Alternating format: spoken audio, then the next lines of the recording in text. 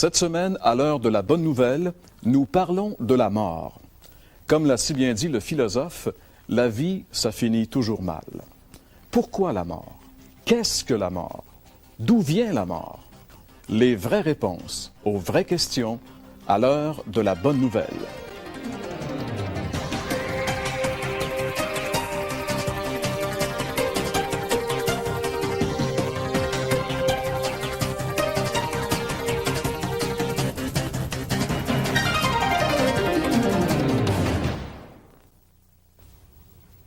Mesdames, Messieurs, bonjour. Bienvenue à l'heure de la bonne nouvelle. C'est déjà la 35e année que cette émission est présentée comme ça dans les différentes stations commerciales du Québec. Ça a commencé en 1964 et c'est mon ami Gaston qui est à l'origine de cette émission. En effet, oui. Gaston qui sera avec nous aujourd'hui. Il y a François Fréchette, mes collègues, qui sont là également pour débattre avec nous de ces sujets chauds que nous allons aborder au cours de la présente série. Et nous commençons justement avec un sujet assez chaud, si on peut en parler, la mort. On pourrait dire que c'est un sujet froid. On parle de la mort. J'aimerais aussi rappeler qu'il y a notre ami Gilles Despins et Jacques Baudouin qui seront avec nous au cours de l'émission et qui, eux, aborderont le sujet à leur façon, c'est-à-dire en chanson. Un chant qui parle de ce thème-là. Si on tourne dans le dictionnaire pour avoir une définition de la mort, c'est assez intéressant. Le petit Robert nous dit que la mort, c'est la cessation de vie qui est considérée comme étant un phénomène inhérent à la condition humaine et animale.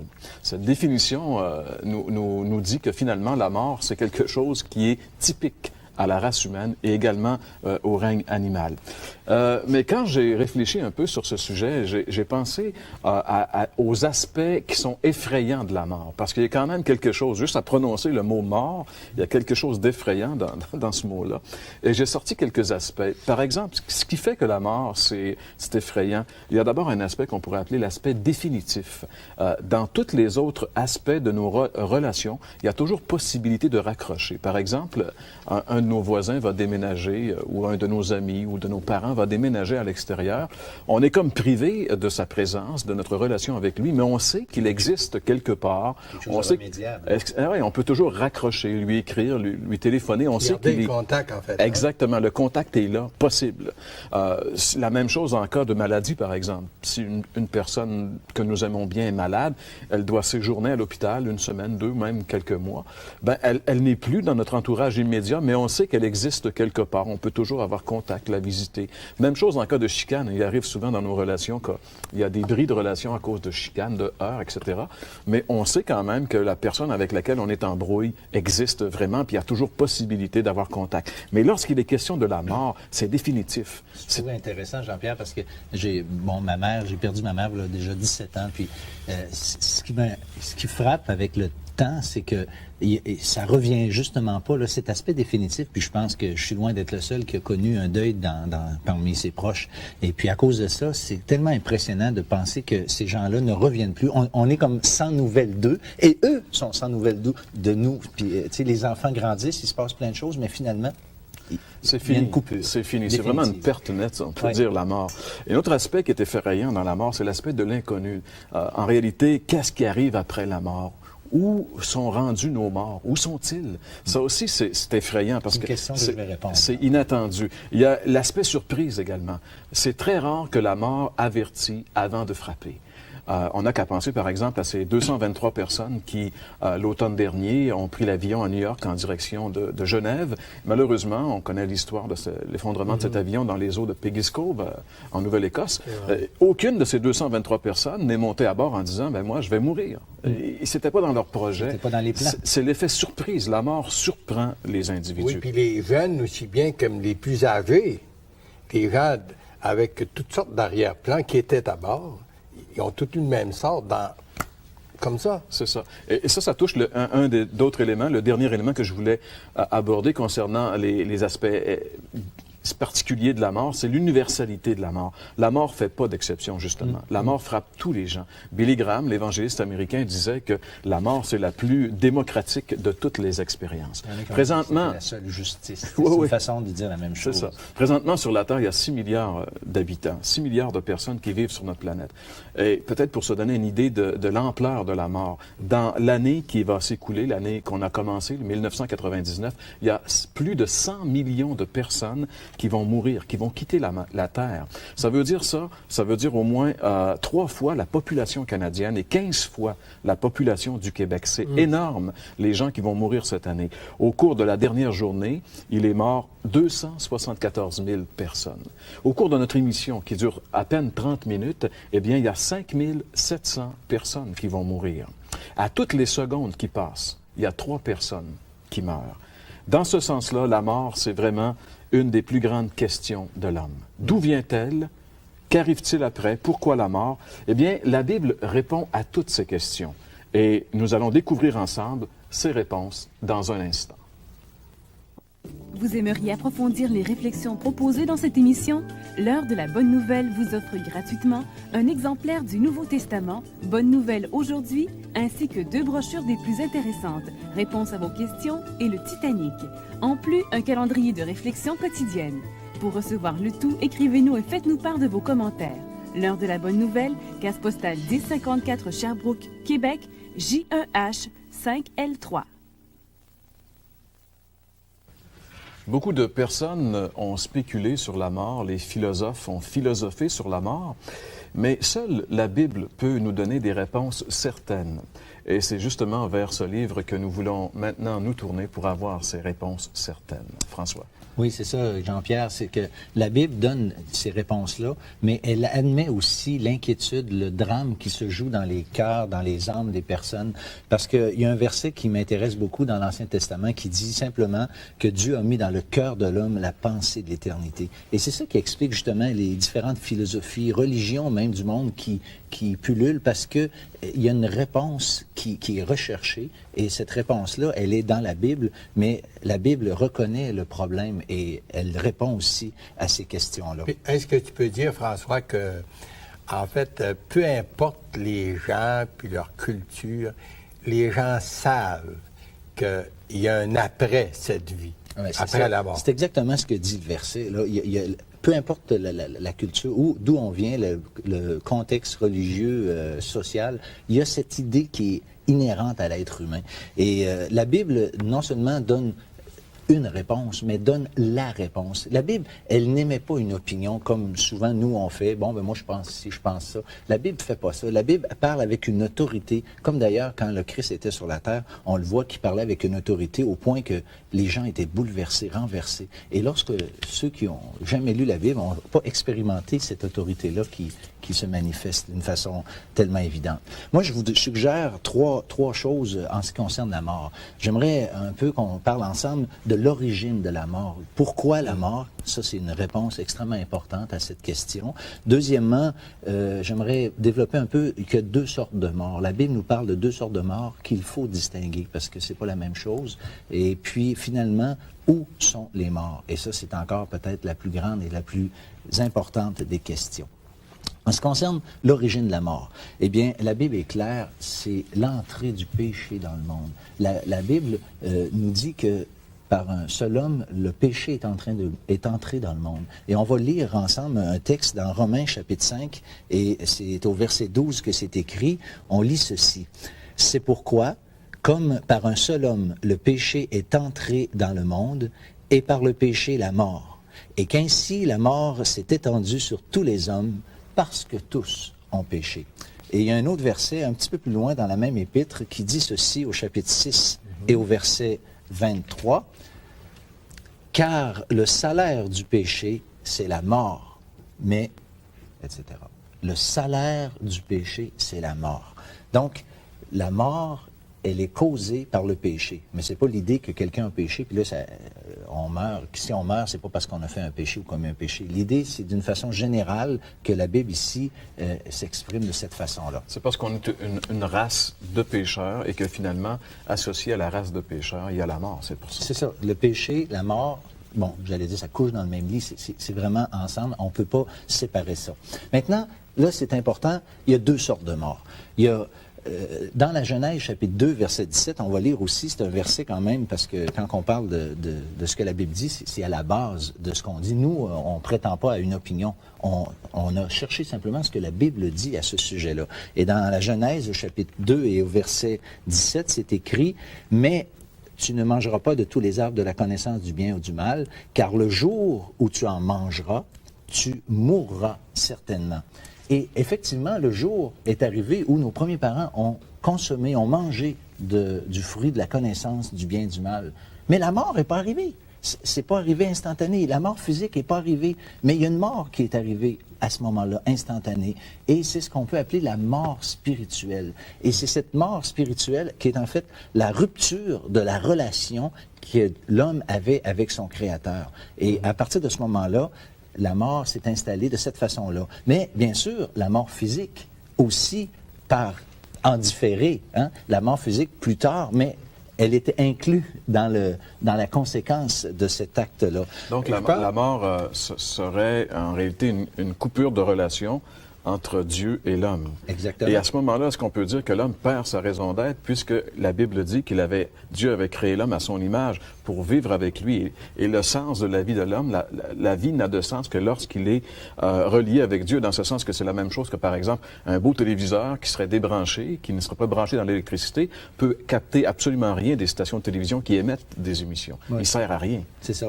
Le sens de base de l'être humain est perdu lorsque cette relation-là est coupée. Et c'est exactement dans la situation dans laquelle on se retrouve, le monde entier est sur cette base-là. Et c'est pour ça que là, il faut distinguer entre les différentes morts, parce que la mort physique, elle frappe le corps seulement, mais pour autant, elle ne cesse pas toute activité, elle n'est pas la fin de toute existence, bien au contraire. Comme le dit François à l'Écriture, dans l'Épître aux Éphésiens, où il dit « Vous étiez morts dans vos péchés, puis dans vos... puis là, après ça, il dit « Nous aussi, nous étions de ce nombre. » Pourtant, il parlait à des gens qui étaient bel et bien vivants, mais spirituellement, ils étaient morts, c'est-à-dire séparés de Dieu. C'est ça.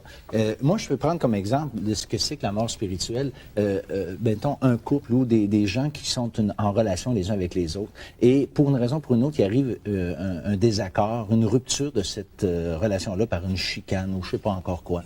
Et à partir du moment où les gens ont cette relation qui est rompue, on peut dire c'est l'équivalent un peu de ce qu'est notre relation avec Dieu. Il y a une mort, il y a une rupture spirituelle qui se fait avec Dieu. Et l'être humain, lui, il y a une rupture de relation qui se fait, même si les deux existent encore chacun de leur côté, il n'y a plus de communication. Et c'est exactement ce qui s'est passé dans le Jardin d'Éden. Et puis on peut lire encore un verset dans le livre de la Genèse et de voir la réaction de nos premiers parents nous en disent long sur cette rupture qui a eu lieu. Et le verset, c'est dans Genèse 3, puis c'est le verset 8 qu'on va lire. Alors, ils entendirent la voix de l'Éternel Dieu qui parcourait le jardin vers le soir, et l'homme et sa femme se cachèrent loin de la face de l'Éternel. Ils se cachèrent loin de la face de l'Éternel. À ce moment-là, la rupture avait été consommée, et à partir de ce moment-là, l'homme avait maintenant besoin d'être réconcilié avec Dieu. Non seulement il y a eu une rupture de relation, mais en réalité, il y avait le désir de l'homme de ne plus rencontrer Dieu, parce qu'il y avait, suite à cette rupture-là, la sensation de culpabilité. Il n'était pas bien de rencontrer Dieu. Et depuis ce jour-là, l'humanité fuit Dieu en réalité. C'est ça, l'humanité est dans cette catégorie-là, et un peu comme quelqu'un qui fait un mauvais coup à une autre personne. Qu'est-ce qui se passe? Les gens se fuient, ils ne veulent pas se voir, ils évitent la situation. Et avec Dieu, c'est exactement la même chose, il n'y a aucune différence. On est gêné, on est mal à l'aise, et puis à cause de ça, on met Dieu de côté, comme Adam et Ève ont fait. Ils se sont tassés parce qu'ils n'étaient pas capables de faire face à la situation. Donc, si j'ai bien compris, François, mort physique, c'est-à-dire séparation de la vie physique d'avec le corps. C'est à un moment donné, la vie physique se termine, mais la vie spirituelle continue. Ça, c'est la mort physique. Mort spirituelle, c'est la séparation d'avec Dieu. Je pense que la mort, on a bien établi maintenant que c'est vraiment une séparation. Maintenant, la question qui hante les gens, et tu dis que tu veux y répondre, c'est où vont les morts? Bon, parce qu'on a tous des amis, des parents qui sont décédés. Et je pense que c'est une question qui hante. Où sont nos bien-aimés disparus? Où sont-ils? Bien, c'est une excellente question parce que là, elle peut pas se répondre de façon simple. C'est qu'il y a deux catégories.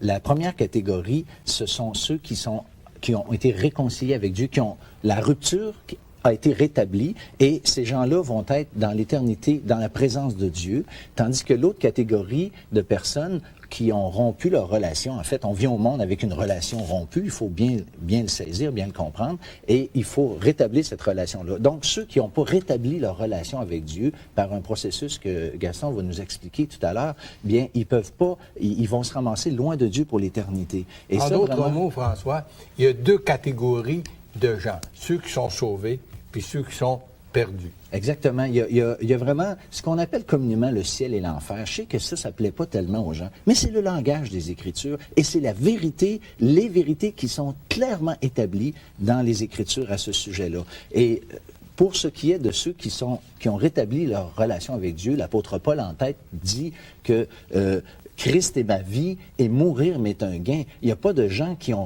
n'ont pas rétabli leur relation avec Dieu, qui peuvent affirmer et dire des choses comme ça, à part d'être carrément fou, parce que c'est un non-sens. Mais le croyant, celui qui a rétabli sa relation avec Dieu, peut dire ça. Tandis qu'à l'opposé, ceux qui ont rejeté ou qui n'ont jamais rétabli leur relation avec Dieu, eh bien là, ce que la Bible appelle, ce qu'on appelle communément l'enfer, eh bien ça, c'est pas une notion inventée par la religion. La Bible parle plus du ciel, de l'enfer, pardon, qu'elle ne parle du ciel. Vrai. Le temps étant presque terminé, François, ça va très terriblement rapidement. Donc, si on a bien compris, quand on est mort, il y a deux endroits où on peut aller. Il y a le ciel pour les gens qui sont sauvés et l'enfer pour les gens qui ne sont pas sauvés. Maintenant, c'est sûr que les gens qui nous écoutent, je pense que n'importe quel individu intelligent veut aller dans le ciel et non pas dans l'enfer. Comment faire pour y aller? La réponse dans un instant.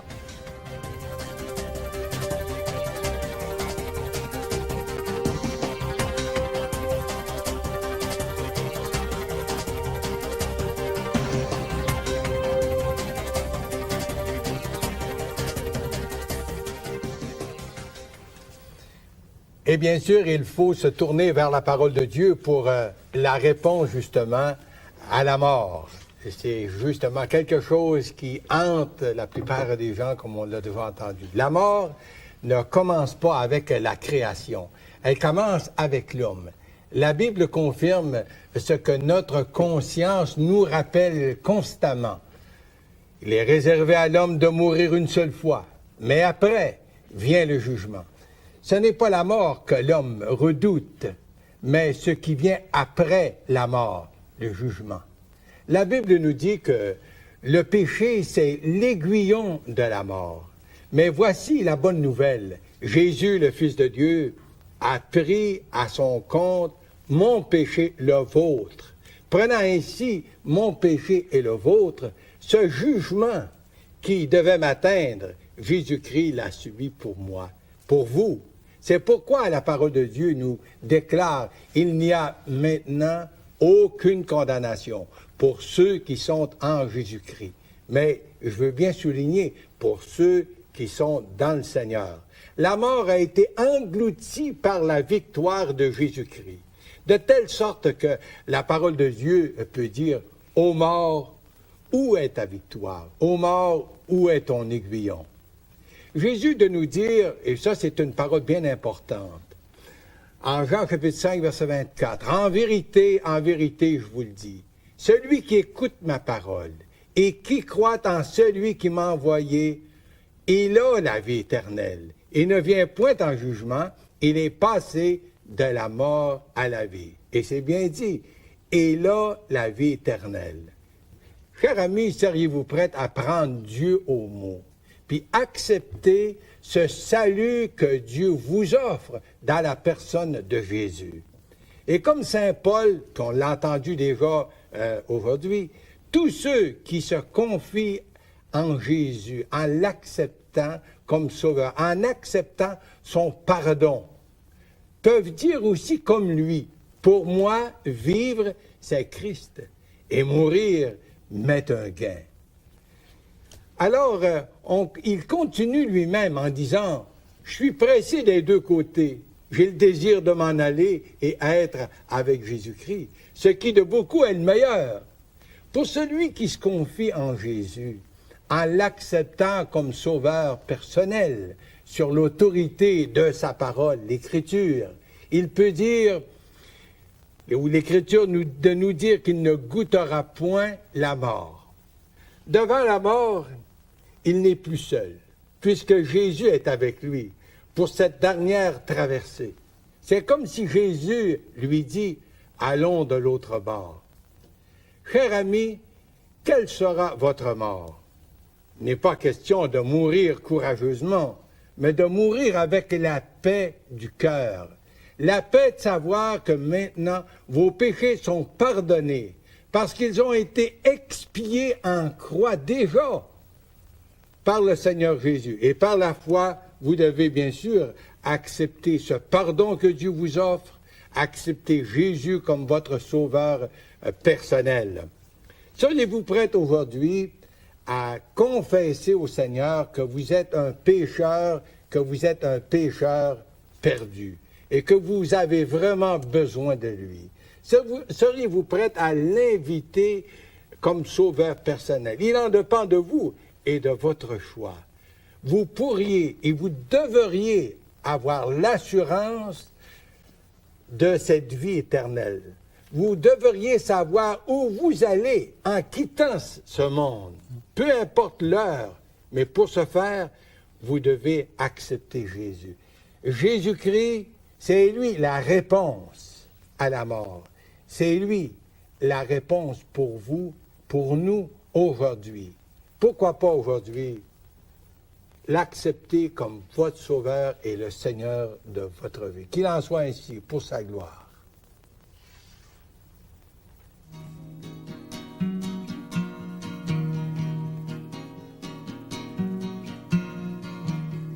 Un jour, je m'étais dit que j'accepterais la vie, la joie et le malheur. Oubliant mes souvenirs, regardant vers l'avenir, je cherchais le bonheur. Mais la tempête a frappé fort, elle a emporté dans la mort un membre de ma famille. Mon cœur se déchire, la vie de mon frère dans la nuit s'est envolée. Où est donc cet être cher? Je veux le retrouver.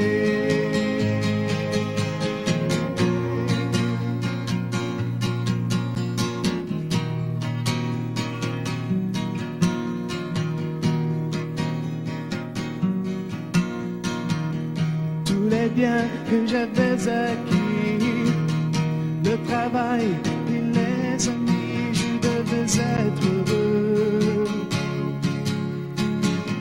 Mon cœur battait d'émotion, ma tête était remplie de questions. Je cherchais, je voulais connaître les raisons de ce soudain départ et de sa destination. Quelqu'un a-t-il le pouvoir de répondre à mes questions? La vie de mon frère dans la nuit s'est envolée. Où est donc cet être cher? Je veux le retrouver. Pourquoi ce soudain départ? Quelle est sa destination? Quelqu'un a-t-il le pouvoir de répondre à mes questions? La vie de mon frère dans la nuit s'est envolée. Où est donc cet être cher? Je veux le retrouver. Pourquoi et où la mort?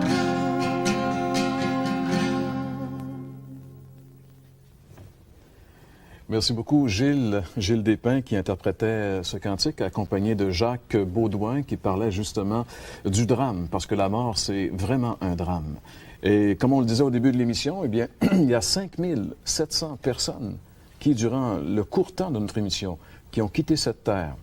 Est-ce qu'ils l'ont quitté pour affronter un Dieu qui allait les juger ou est-ce qu'ils l'ont quitté pour affronter un Dieu qui allait les accueillir comme des bien-aimés?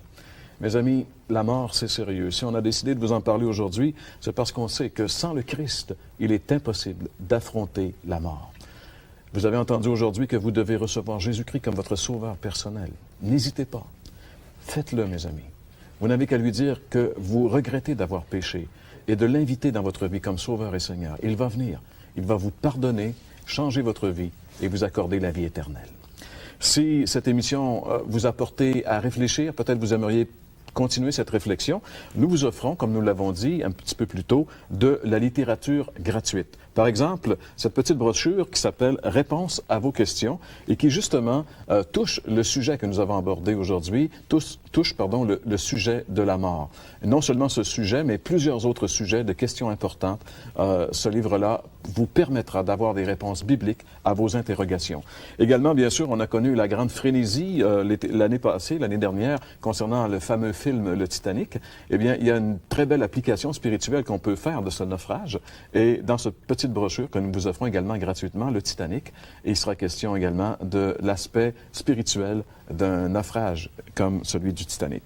Pour être connecté avec Dieu 365 jours par année, nous vous offrons également le calendrier Bonne Semence, qui est un recueil de méditation quotidienne.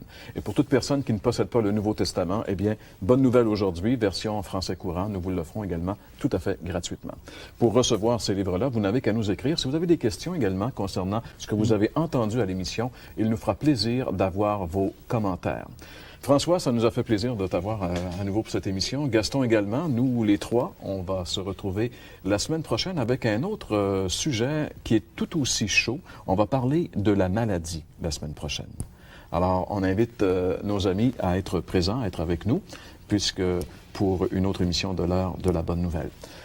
Alors, nous vous donnons rendez-vous la semaine prochaine, même heure, même poste, pour une autre émission de l'heure de la bonne nouvelle. Passez une bonne semaine et à la semaine prochaine. Vous aimeriez approfondir les réflexions proposées dans cette émission? L'heure de la bonne nouvelle vous offre gratuitement un exemplaire du Nouveau Testament, Bonne Nouvelle aujourd'hui, ainsi que 2 brochures des plus intéressantes, Réponse à vos questions et le Titanic. En plus, un calendrier de réflexion quotidienne. Pour recevoir le tout, écrivez-nous et faites-nous part de vos commentaires. L'heure de la bonne nouvelle, case postale 1054 Sherbrooke, Québec, J1H 5L3.